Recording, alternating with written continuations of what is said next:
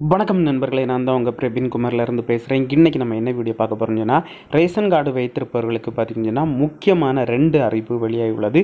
So அது என்னெல்லாம் அறிவிப்புன்னு சொல்லிட்டு ஒன் பை ஒன்னாக இந்த வீடியோவில் நம்ம பார்க்க போகிறோம். ஸோ அதனால் இந்த வீடியோ நீங்கள் ஸ்கிப் பண்ணாமல் கடைசி வரைக்கும் பாருங்கள். இதே மாதிரி பயனுள்ள வீடியோலாம் தொடர்ந்து நம்ம சேனலில் வந்துட்டு ஃபஸ்ட் டைம் நீங்கள் நம்ம சேனலில் பார்க்குறீங்கன்னு சொன்னால் சப்ஸ்கிரைப் பண்ணி சப்போர்ட் பண்ணுங்கள். வாங்க ஃப்ரெண்ட்ஸ், நம்ம வீடியோக்குள்ளே போகலாம். ஓகே ஃப்ரெண்ட்ஸ், ரேஷன் அட்டையானது பார்த்திங்கன்னா இந்தியாவில் பொதுமக்களுக்கு ஒரு முக்கியமான ஆவணமாக பயன்படுத்தப்பட்டு வருகிறது. அதாவது பார்த்திங்கன்னா ரேஷன் பொருட்கள் வாங்குவதற்கு இந்த ரேஷன் அட்டை பயன்படுத்தப்படுகிறது. மேலும் பார்த்திங்கன்னா இந்த ரேஷன் அட்டையின் மூலம் பார்த்திங்கன்னா மானியமாட்டு ரேஷன் பொருட்களை நீங்கள் வாங்கிக்கலாம்னு சொல்லியிருக்காங்க.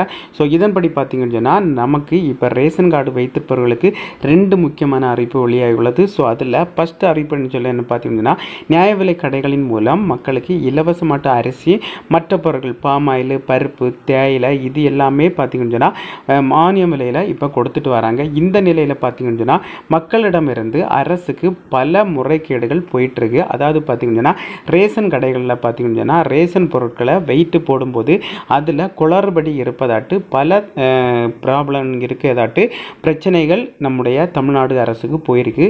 ஸோ இதனால் பார்த்திங்கன்னா இப்போ கூடிய சீக்கிரத்தில் பார்த்திங்கன்னா ரேஷன் கடையில் எலக்ட்ரானிக் வெயிட் மிஷின் பயன்படுத்தப்பட உள்ளதாட்டு தகவல் வெளியாகியுள்ளது. ஸோ இதுதான் பார்த்திங்கன்னா ரேஷன் கார்டு குறித்து வெளியான ஒரு முக்கியமான ஃபஸ்ட் அறிவிப்பு. செகண்ட் அறிவிப்பு என்ன சொல்லி பார்த்திங்கன்னா, இப்போ ரேஷன் பொருட்கள் வாங்கணும்னு சொன்னால் கண்டிப்பாட்டு நீங்கள் கைரேகை வச்சு தான் இப்போ வாங்க வேண்டியதாக இருக்கிறது. ஏன்னு சொல்லி பார்த்திங்கன்னா இதுக்கு முன்னால் எல்லாம் பல முறைகேடுகள் நடந்தனால இப்போ ரேஷன் பொருட்கள் வாங்குவதற்கு கண்டிப்பாட்டு கைரேகை தேவை. இதன்படி பார்த்திங்கன்னா உங்கள் குடும்பத்தில் எத்தனை பேர் இருக்கீங்களோ ஸோ எல்லாருமே கண்டிப்பாட்டு உங்களுடைய கைரேகையை வைக்கணும்னு சொல்லிட்டு நம்ம தமிழ்நாடு அரசு சொல்லியிருந்தாங்க.